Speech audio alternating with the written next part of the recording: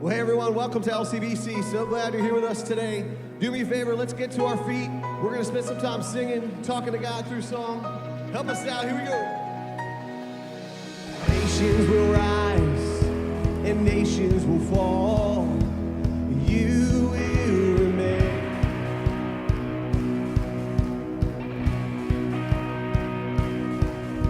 The seasons will come and seasons will go.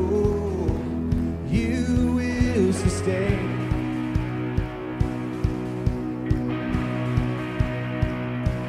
You are the first, you are the last, the beginning and the end. Come on, every voice, let's sing this out. Our God reigns.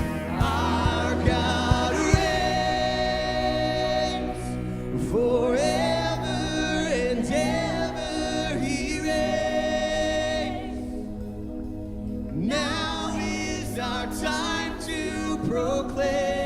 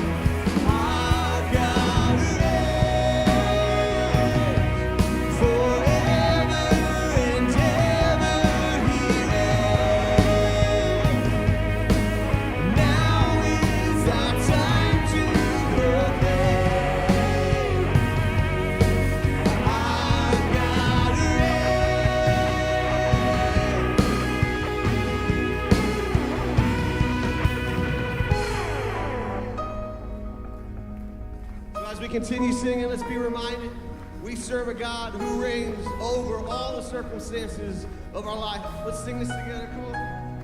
Above every challenge, above every fear, above every weakness, above every tear, above all the chaos, above all the pain, above all our worries, you reign. Above every challenge, above every fear, above every weakness, above every tear, above all the chaos, above all the pain, above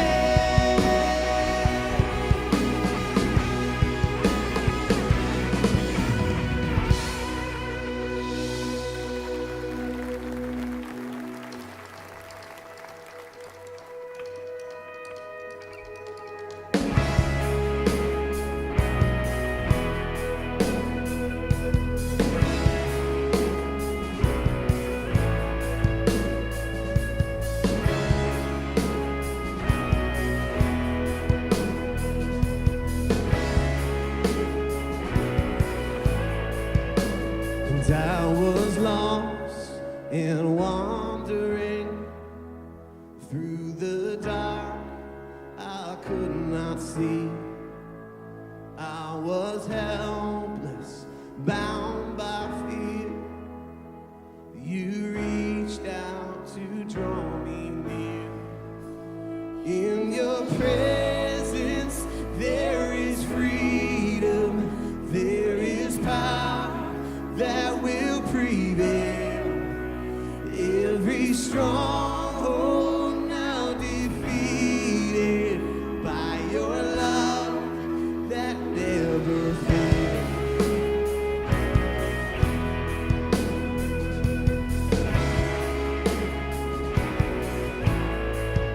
Oh, wondrous grace that took my sin, brought me back to your fold again. In the quiet, I heard you call, draw me close to where you are.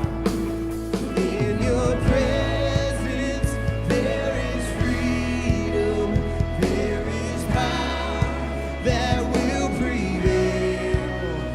Every stronghold now defeated by your love that never fails. In your presence there is freedom, there is power that will prevail. Every stronghold now defeated by your love that never fails.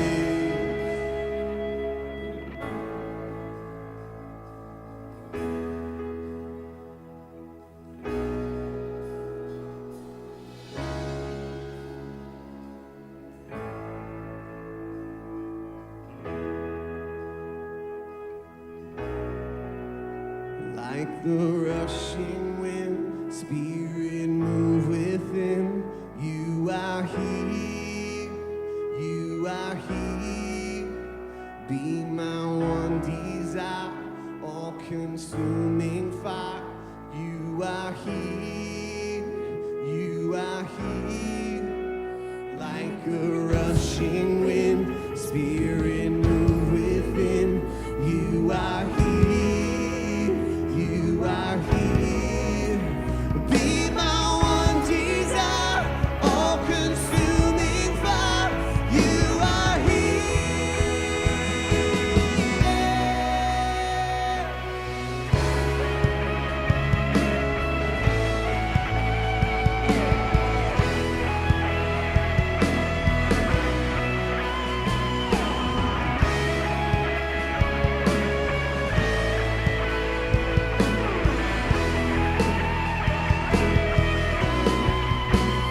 in your presence, there is freedom, there is power that will prevail. Every stronghold now defeated by your love that never fails. In your presence, there is freedom, there is power that will prevail. Every stronghold now defeated by your love that never fails.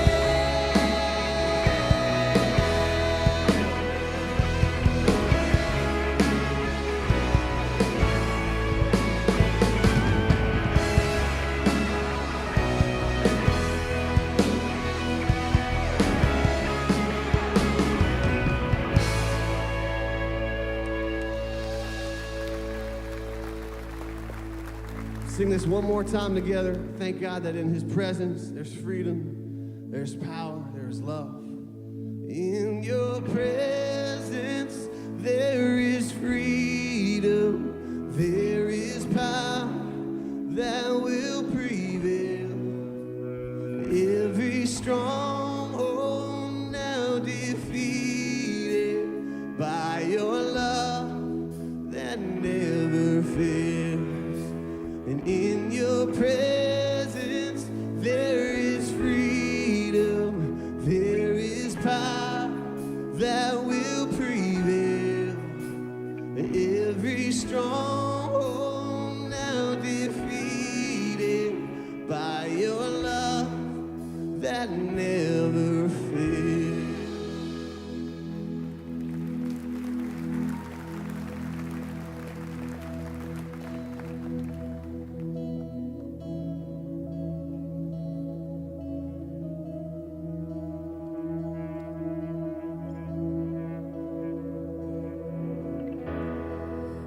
the rushing wind, would you breathe within my heart, heart?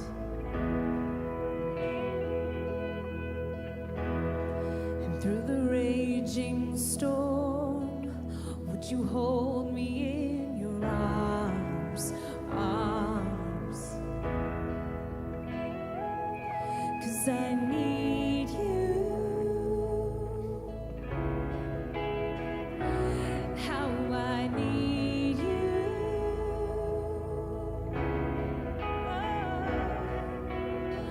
I need your love like I need water.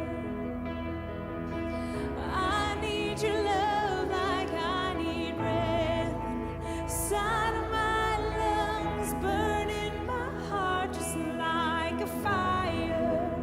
Come and take me over, Jesus, draw me closer to your heart.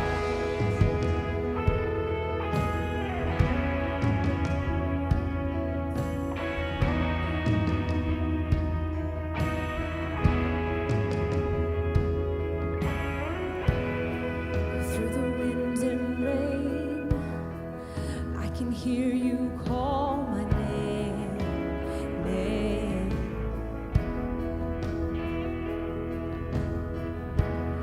And when the nights get rough, I will still sing out your praise. 'Cause I need you. How I need you. Oh, I need your love like I need water. I need your love like I need breath inside of my lungs, burning my heart just like a fire. Come and take me over, Jesus, draw me closer to your heart, to your heart, to your heart.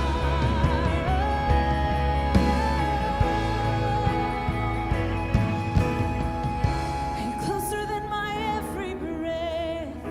You're closer than my every step. You're closer than this song I sing. You're closer than anything. You're closer than my every breath. You're closer than my every step. You're closer than this song I sing.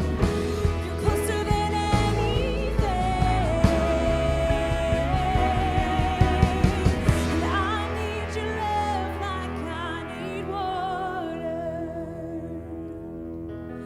I need your love like I need breath inside of my lungs, burning my heart just like a fire. Come and take me over, Jesus, draw me closer. I need your love like I need water. I need your love like I need breath inside of my lungs, burning my heart just like a fire. Come and take me over, Jesus, draw me closer to your heart, to your heart, to your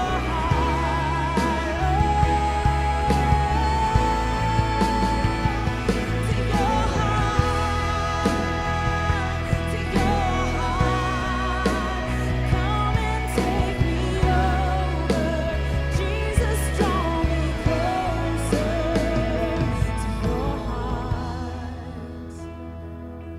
your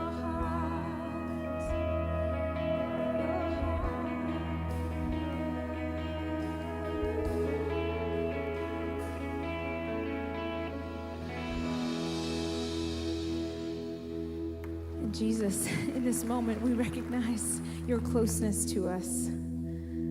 Your word says that if we draw near to you, you draw near to us.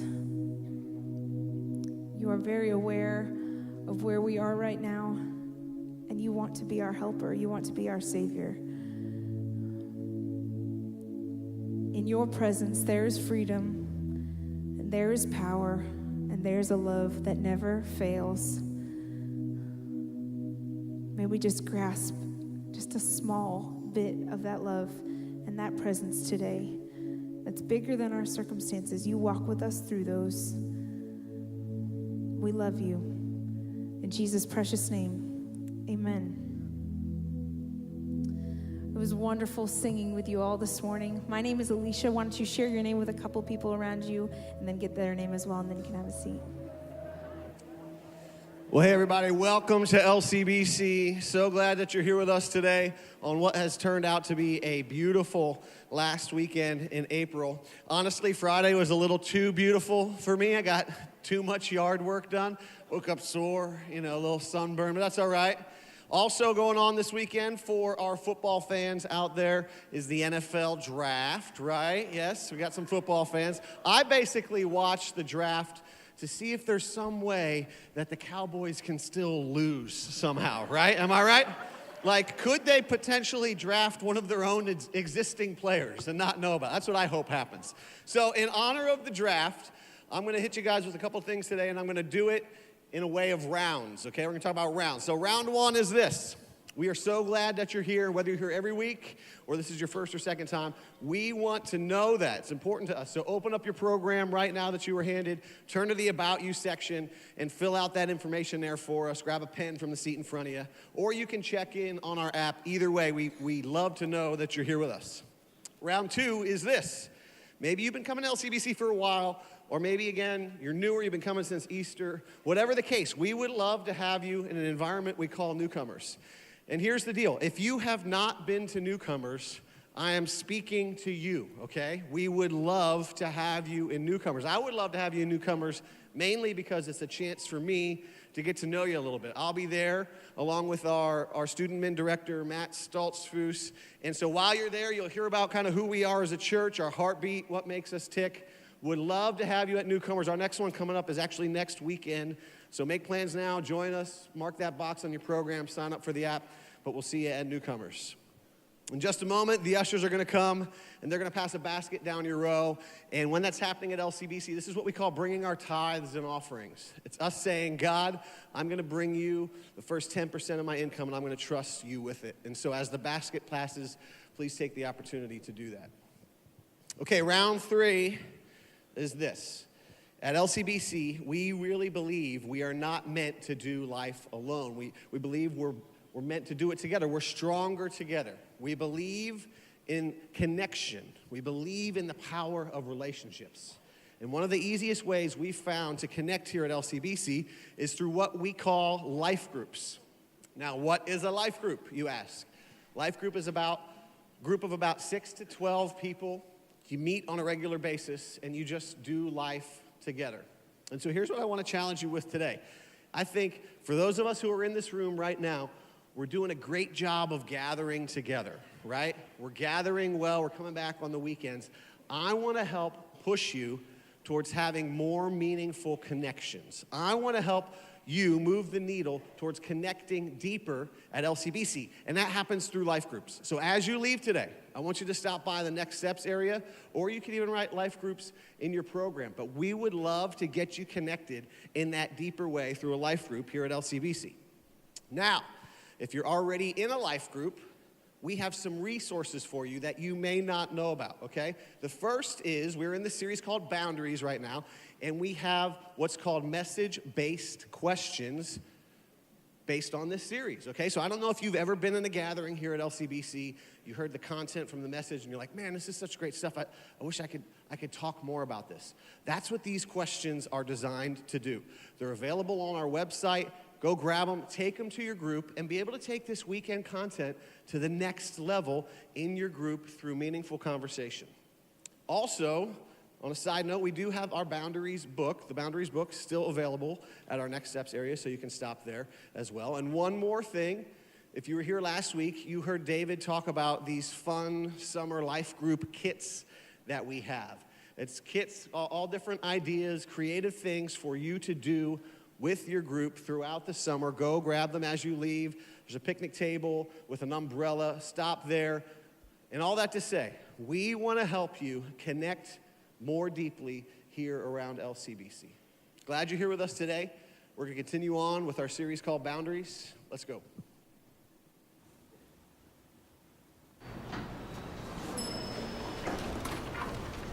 Okay, guys, here we go. Come on, hurry. Hold the door, hold the door.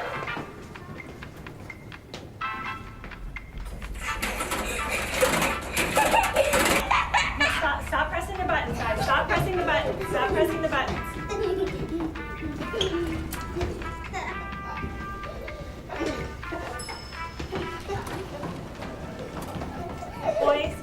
Boys, stop bothering the man. Guys, seriously. Come on. You going up to see the doctor? I'm going up to see the doctor. Kind of have this rash, it's real itchy. So, probably gonna need a cream, an ointment, antibiotic, I don't know. I just gotta do something. Oh, hey, this is me. See you, man. Boys, come on, let's go. I'll give you a call. That's no problem. I'll be in touch. Just tell him to send me a text when he shows up. And then, we'll have people coming over and... I don't know. We didn't even talk about menu. Sure. That sounds good. I'll talk to you later. Okay. Bye. Wait, hold the door, hold the door.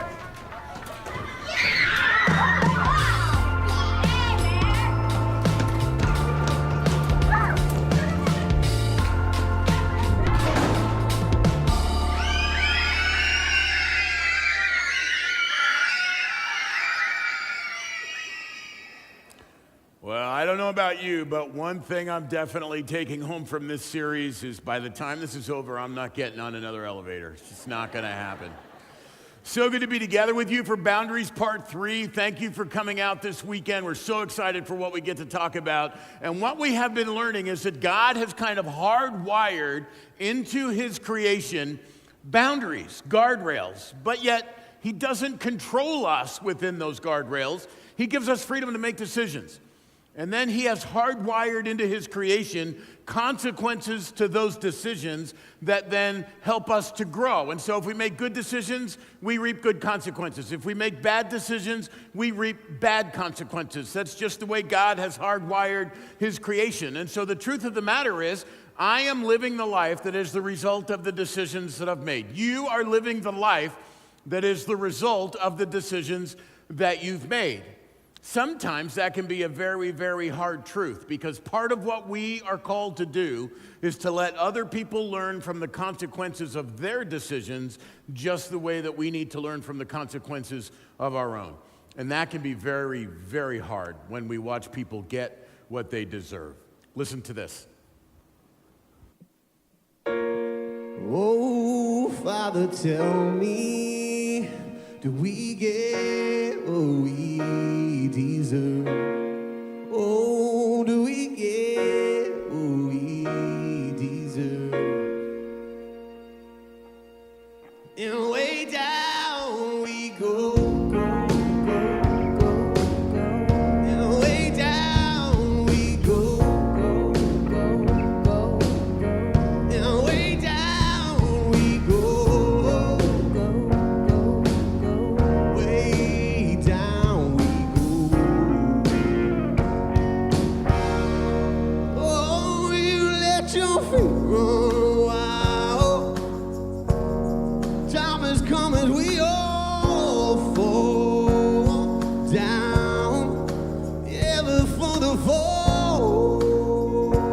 My, do you dare to look me right in the eye?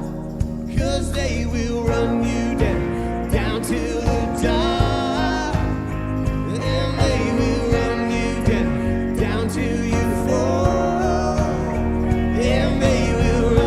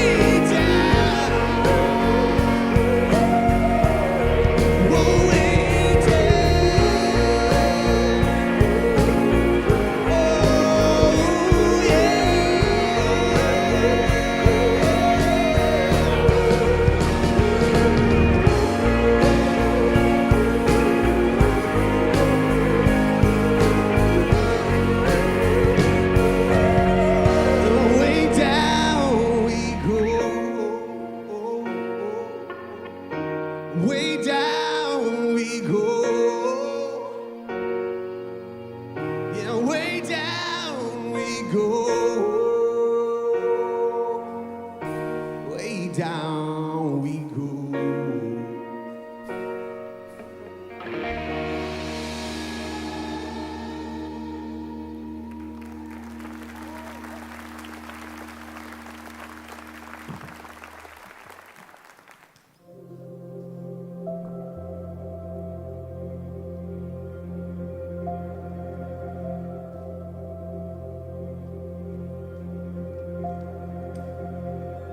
I felt like I was buried under a pile of rocks of comparison. I was so afraid of people leaving me or not loving me. So I was always trying to figure out what people need. So I didn't have a sense of self. Codependency is finding my worth, my value is solely dependent on everyone else. You know, what I think you want, what I think you need, with always having to say yes. I would always be so busy, but I felt like I was spinning my wheels. I wasn't getting anywhere.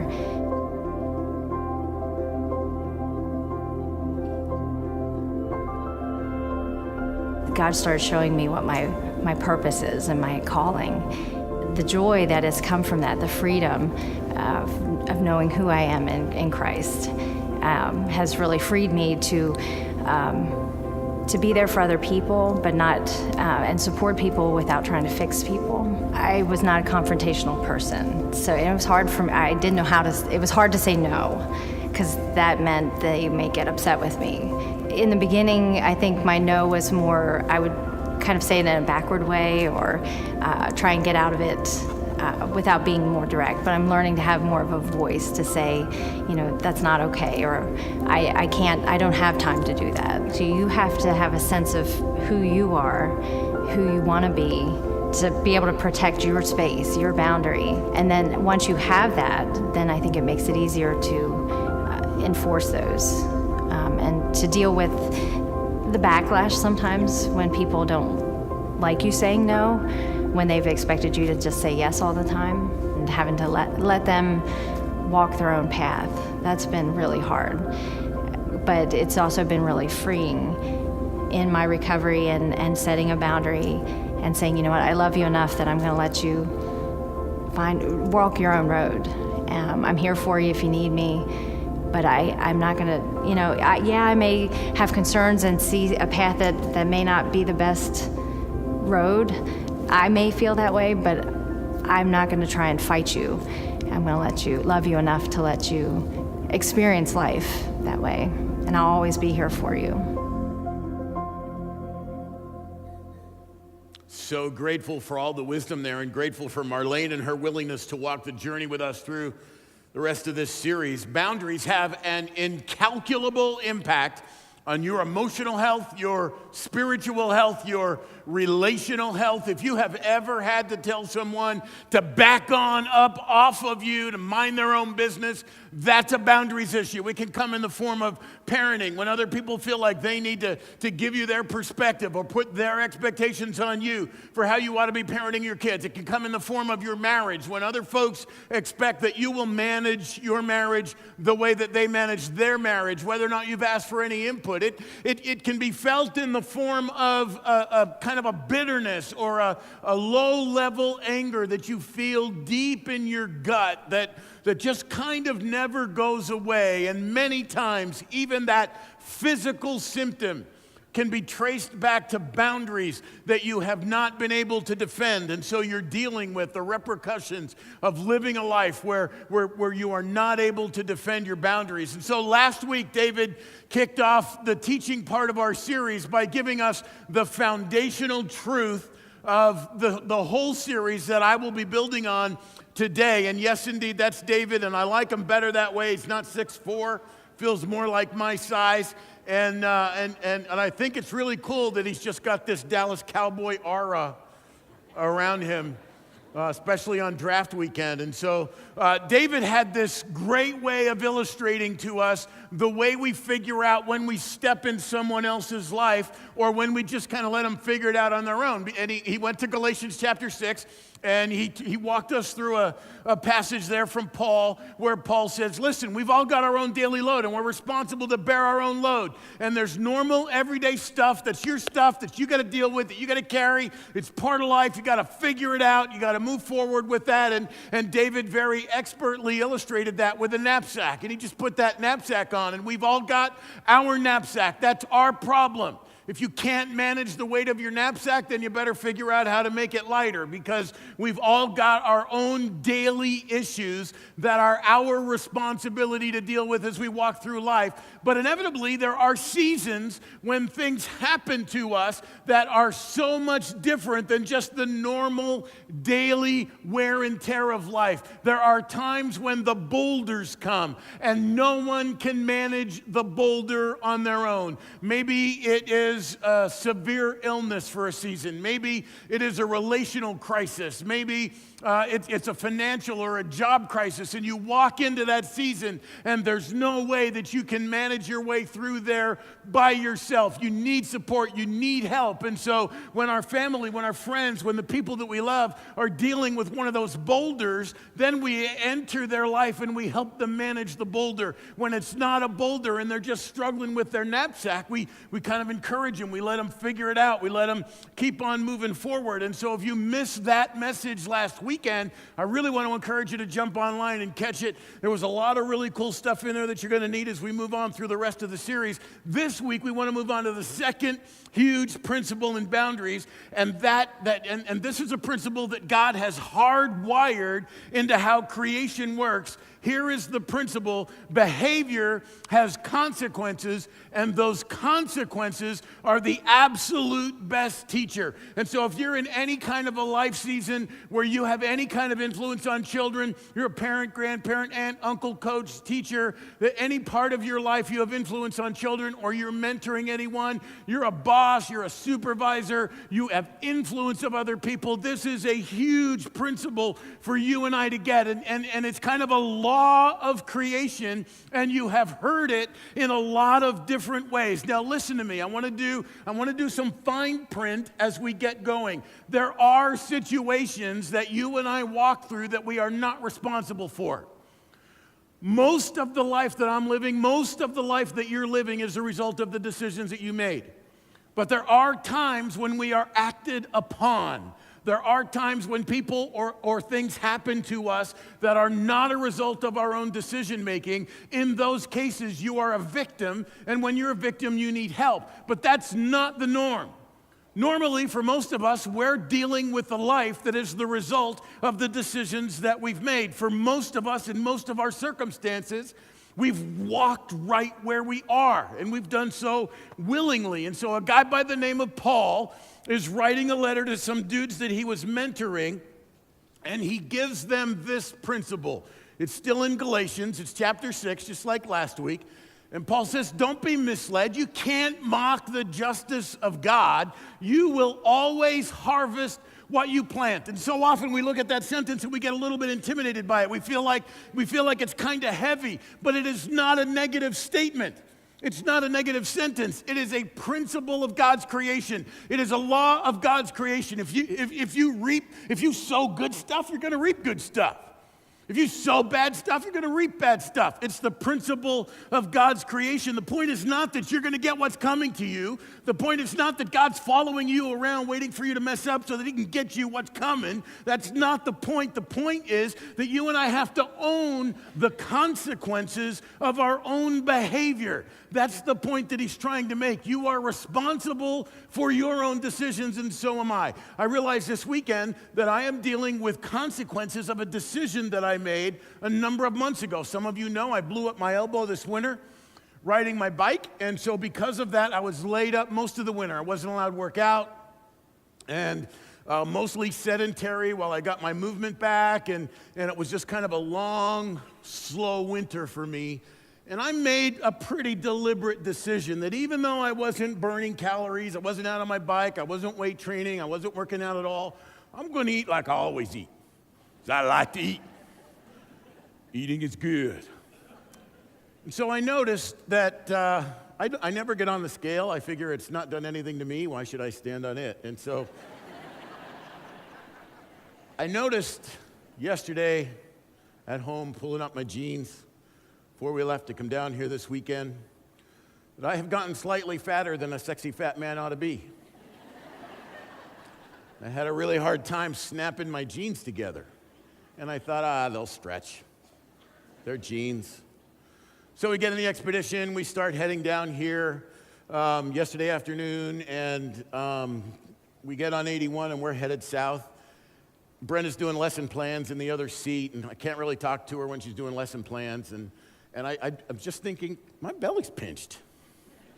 And so this is a little TMI, a little too much information, but I just reached in there and had to undo that top button, and then it was, nice.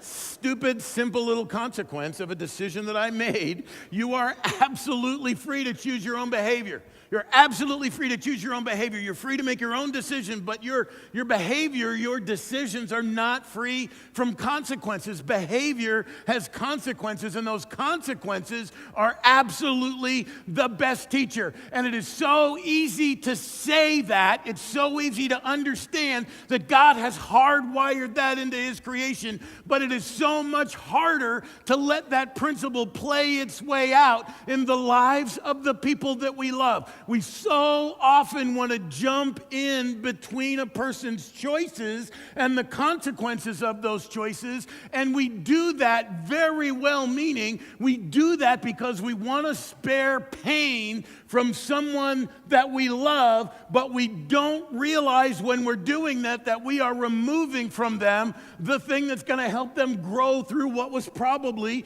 a pretty bad decision. And you know how this works because we've all done it. You're at work and you get yet another text message from your irresponsible middle school son, grandson, nephew. And he's done it again. Left his lunch at home on the counter. And okay, this time, this kid's got to learn his lesson. He's going to go without lunch. He'll be fine. He'll be fine. And then he won't forget his lunch anymore. Then you're playing it around in your head, and you see that circular table in the lunchroom, and he's the only boy there without any food. All the other kids are eating Twinkies and sandwiches and chicken patties and tater tots, if it's Tuesday. And because they're middle school kids, none of them are sharing with him. And he's so hungry. His belly is grumbling, growling. He's a little bit lightheaded, maybe, dizzy from lack of nourishment. Then the other kids start making fun of him because he doesn't have anything to eat. And so you do it, right? You leave work, you drive home, you grab the lunch, you go to the school, you drop it off in the administrator's office. There's no reason he should have to endure all of that pain. And you're doing a really nice thing. But what else are you doing? You're interrupting the natural consequences of his behavior, and you are unintentionally reinforcing irresponsible behavior. Or your coworker comes to you, and she does this all the time, right? I have a deadline, and I have so much work, I'm never going to get all my work done, and I have to have it done by the deadline. Is there some way that you can help me? But you've got your own work to do. You got your own stuff going on, man. That's why they hired you. But you're trying to build a bridge to her, and you really want to be a good friend to her, and you want to be a good worker with her. And so you set aside your work, and because she's got a deadline coming, you jump in there with her, and you're helping her get all of her work done. And finally she gets it done, and 5 o'clock comes, and she's out the door. And where are you? You're at your desk doing your work, because you helped her get her work done. You did it yet again. The problem is the old axiom is really true. No pain, no gain. When we step between a person's choices and the painful consequences of those choices, we doom that person to living through that situation again. And that's not love. When we step between a person's choices and the painful consequences of those choices, we doom that person to living through that situation again. So let me ask you a question. What do you think of when I say the word spoiled brat? Right? Obnoxious, loud, self-centered, entitled, Yankees fan. I mean, one thing is sure, right? You don't want to hang out with spoiled people. You will never hear someone in your circle of friends say, hey, you know those new people we met? Those ones that act like spoiled children?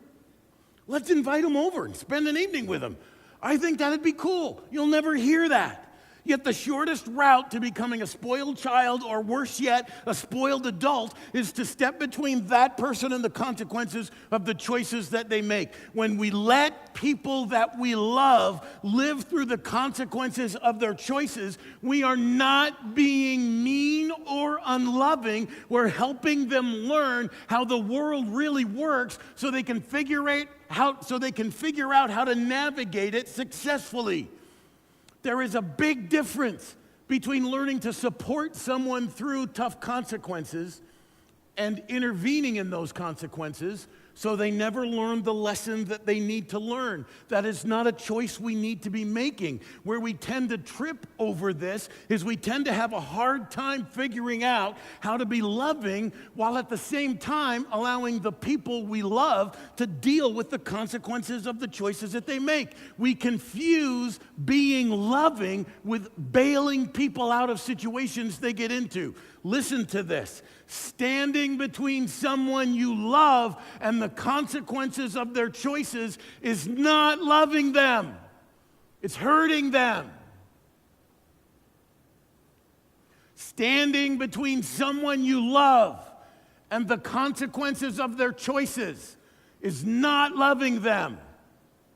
It's hurting them.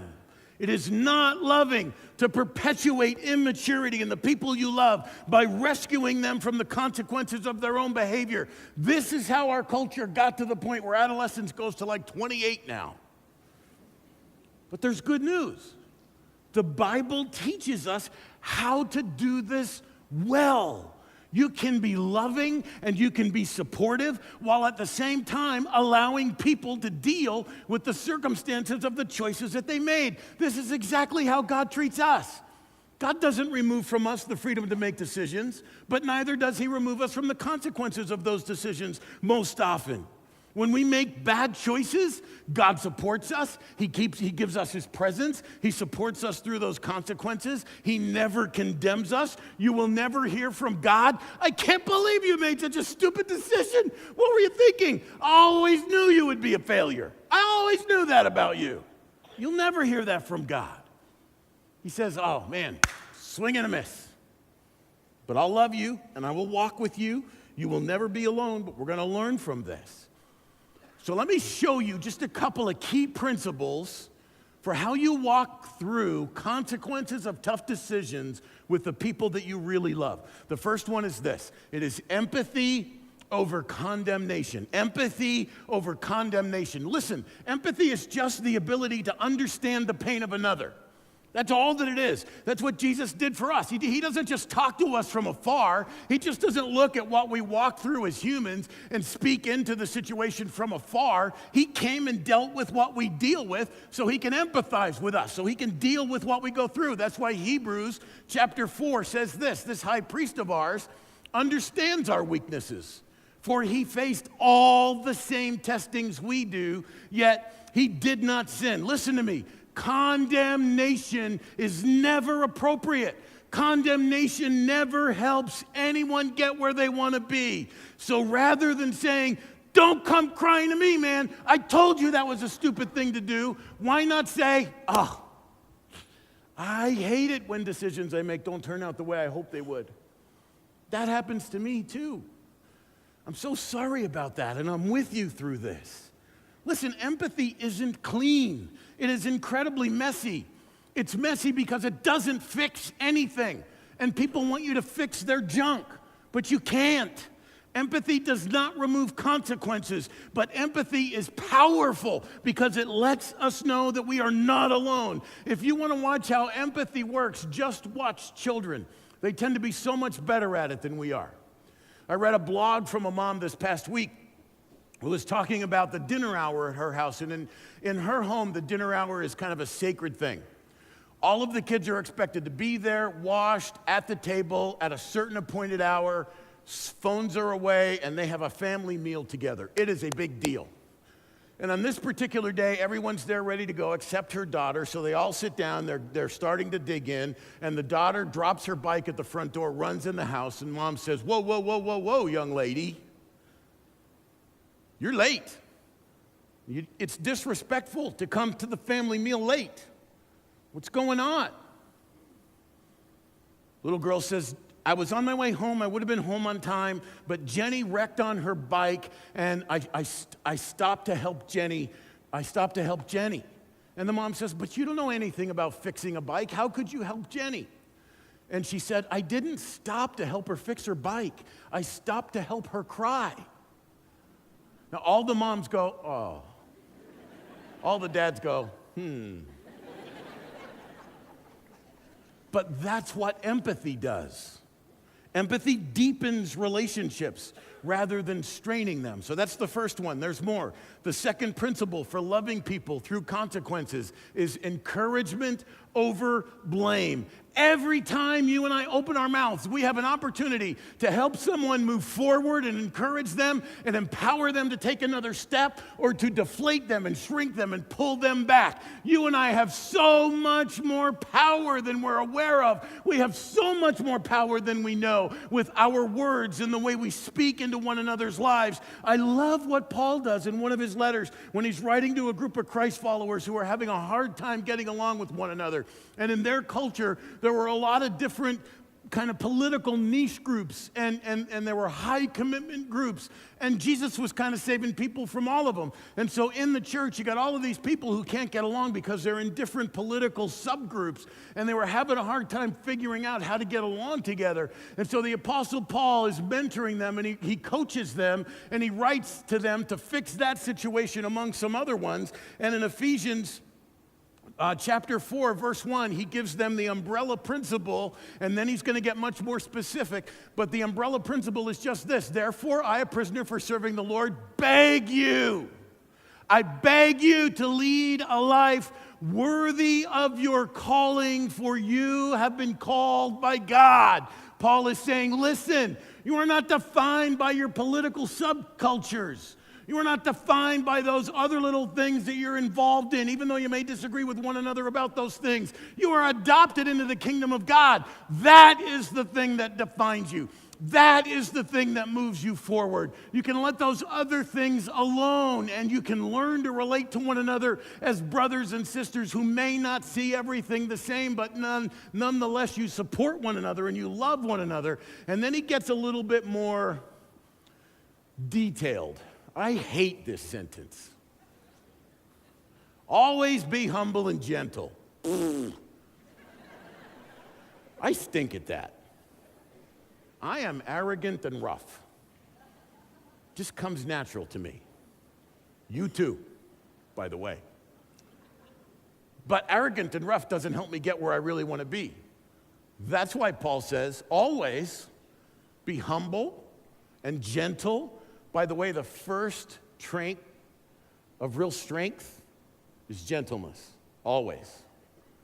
The first sign that someone is insecure in their strength is when they can't be gentle. No extra charge. Be patient with each other, making allowance for each other's faults because of your love for each other. You know what this is called? This is the biblical description of jerk space. Because guess what? Sooner or later, you're going to have that day when whatever is going on, and you're not cruising, you're not feeling right, something is off, and you are acting like a jerk that day. And ain't nobody going to fix you. You're just going to have a jerk day. And so what you need from the people that love you is some jerk space. You just need them to back off a little bit and let you be the jerk, right? I mean, 31 years of marriage, Brenda and I have this figured out. There are days she can sometimes just see it on my face where she's, have at it, big guy. Have at it. You won't believe this, but believe it or not, there are days when Brenda's a jerk. And I have to give her jerk space. That's true. You don't believe me, but that's That's true. It's called jerk space. This is the Bible telling you what to do when the people around you just enter jerk mode, because we all do it sooner or later. Let me explain it this way. I used to have a favorite pair of pants. I don't know if this happens in your world, but in my world, our laundry has a tendency to eat clothes that embarrass my bride. Might happen in your world too. I'm not sure. Many years ago, I had a favorite pair of pants that were eaten in the laundry, and these pants were awesome. They were dress pants. I call them coal region classy. And if you know anything about the coal region, you get that. If you live there, you really get it. It's kind of like Walmart after midnight. And so I had my coal region classy dress pants on, and they had these little clasps on the side. So if I'm at a buffet and I'm on like trip number 4, I can just snap those babies and expand them a little bit. Ha! Let's go. Nice. If I'm losing weight and I have a little room, I can just snap those things, tighten up, snap them again. Good to go. Inside of that waistband, I've tried to find these. They're not for sale anymore. Inside of that waistband, you know what it said? Expandomatic. They were my Expandomatic pants. And that is exactly what that passage is asking you and I to be. When someone you love is working through the consequences of a bad decision, we can be expandomatic with them. We can kind of flex with them. We can move with them. If they're feeling angry, we can give them some space. If they need a little bit of support, we can give them some support. What we cannot do is remove the circumstances from them, or we doom them to having to learn that lesson again. And so a super simple example from all of our family lives, every family has a klutz, right? Right now, because all our boys are gone, I'm the klutz in my house. Brenda never really does anything klutzy, and I'm pretty good at it. But when the boys were home, our middle son was the klutz. He's a mechanical engineer now, captain in the Air Force. I don't know what he does. Not allowed to tell us, so it's probably cool. And he got married last week, which was also pretty cool. But he was a klutz. Absent-minded, cerebral kind of kid. Climb all over everything, and unintended consequences would just follow him. And so just like in your house, he would reach into our refrigerator, pull out the milk, whole milk, cow's milk, not that fake junk they try and sell. He would get a glass, he would pour in the glass, and inevitably, he would put the filled glass back on the counter, turn to put the jug back in the fridge, but not have the glass all the way on the counter. And so as soon as he would turn, the glass would inevitably fall, shatter on the ground, and the milk would be on the kitchen table. Now, those of you that are in the room that are moms, you would often refer to this as having milk all over the place. Technically not true. Just for all the men in the world, I want to say there is milk on the floor. It's in a contained space. It is not all over everything. That's physically impossible. That's just for the men. So you have 2 ways to react to that, right?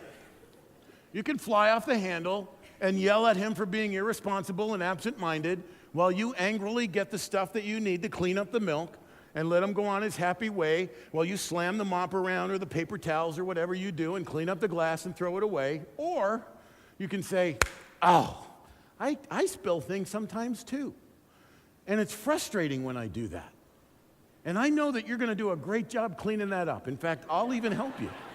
Here's the stuff. It's that simple. And you move off. He's learned something. You have not condemned him. You've even encouraged him. And now next time he gets the milk out, he's going to be a little bit more careful. And so Paul doesn't stop there, however. He doesn't stop there in his coaching. He goes on to say this in Ephesians chapter 4. Don't use foul or abusive language. Don't degrade. Degrading never helps anyone. Let everything you say be good and helpful so that your words will be an encouragement to those who hear them. That is a huge, huge responsibility that you and I have. to use the power of our words to move people forward while they walk through difficult circumstances resulting from their actions or decisions. Empathy over condemnation, encouragement over blame. There is one more. It is coaching over control. Have you ever been in a situation where someone close to you, maybe your spouse, maybe some of your kids, made a really bad decision, and you took it personally because their decision would reflect poorly on you? We do that. I mean, we tend to think about how other people will look at us based on the decisions of the people close to us, because all of us place ourselves in the middle of every situation because we think we're that important, but we're not. And so I remember a couple of weeks after we moved to Berwick from California, we were living in a house right on the church property, right next to the church. There was a big parking lot out in front of us, parking lot bend down around the side of the church and behind it. And we had this really old Volvo station wagon. It was kind of a slider. It was a tank. You couldn't do anything to that car. And so my boys at that point, 11, 12, 13 years old, I used to let them drive the car around in the parking lot. Just have a blast. And which is no big deal in Columbia County, because in Columbia County, there's like 13-year-olds driving 18-wheelers from farm to farm. Nobody cares. And so Seth is driving our old Volvo station wagon around in the parking lot, and they would practice pulling into parking spaces and backing up and doing figure eights, and they would chase their baby brother with the Volvo to see how fast he could run, and just normal brother stuff. And I saw Seth go down around the back of the church on the right, and I'm just doing some work in the house. And then I saw him walking toward the house. Not a good sign. Comes in the house and he says, "Hey, Dad, can I show you something?" Yes. So we'd only been there about 2 weeks. We walk out of the house. We're walking over toward the church, and he says, "I hit the accelerator instead of the brake, and I bounced the car up over that concrete thing at the end of the parking space, and I knocked over a sign which is now laying across the walkway going into the bottom of the church." I don't care about the Volvo. Seth's obviously fine. I was a little upset when I got down there and found his brother in the back, in the trunk. That was not real pleasing to me. But on the way down, because I'm wondering how all of these people who don't know us yet are going to be thinking about me when they realize I'm letting my underage son drive this car all over the parking lot, and he knocked the sign over and bumped the car up, so the wheels are kind of just spinning in the air. I thought it was all about me. And so I got on him inappropriately hard, verbally. And as we walked toward the church, I saw a tear coming down his face. He already knew he did something wrong. He's already scared about what's going to happen and how we're going to fix this situation. And I am kind of piling on. Do you ever do that? Immediately, I could tell that I had messed it up. Totally messed it up. So I apologized to him in that moment, answered the phone, thank you. And he, that was somebody in York. And he said, "Okay, we're good. We fixed the car." He helped me fix the sign.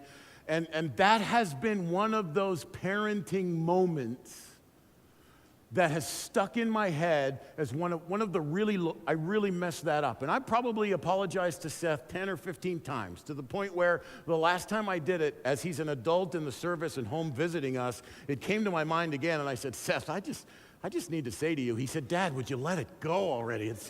I'm so far over it. It's your problem at this point. Just move on, man. Come on." When we feel like we have a personal stake in the decisions that someone else is making, we have two options. We can coach them toward making good decisions, or we can control them and limit their growth through that situation. Coach them forward. Do not control them, because control never grows people. Control never grows people. Control increases dependency rather than helping people grow. Even more, control only works when you're present. As soon as you remove the controller, things go crazy again. Have you ever been in an elementary school where a controlling teacher left the room? What happens? You ever been in an elementary school where a coaching teacher leaves the room? What happens? Nothing. because she's investing in the growth of the individuals and they know what they're supposed to do. Watch this. Let me show you Paul's formula for coaching, and then we're going to land. Here's how he was with some people that he was mentoring. We were like a father with his child, holding your hand, that's one, whispering encouragement, that is two, showing you step by step how to live well, that's three, before God who called us into his own kingdom, into this delightful life. That's from the Message. Listen to me, it is a three-step process.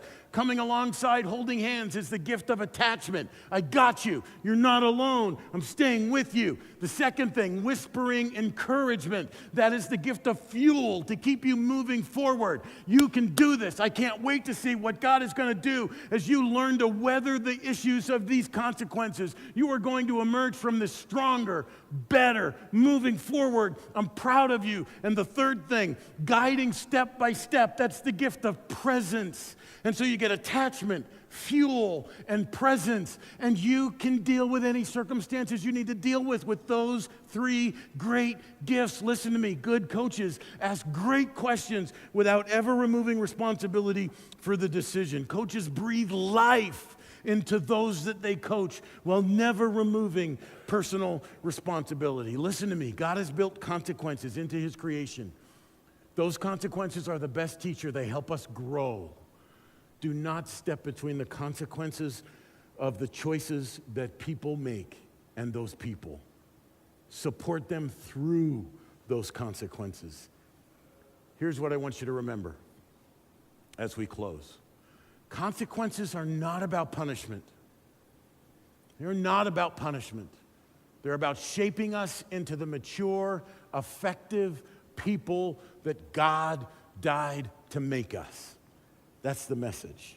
The fuel that drives us to support those we love as they deal with consequences is hope.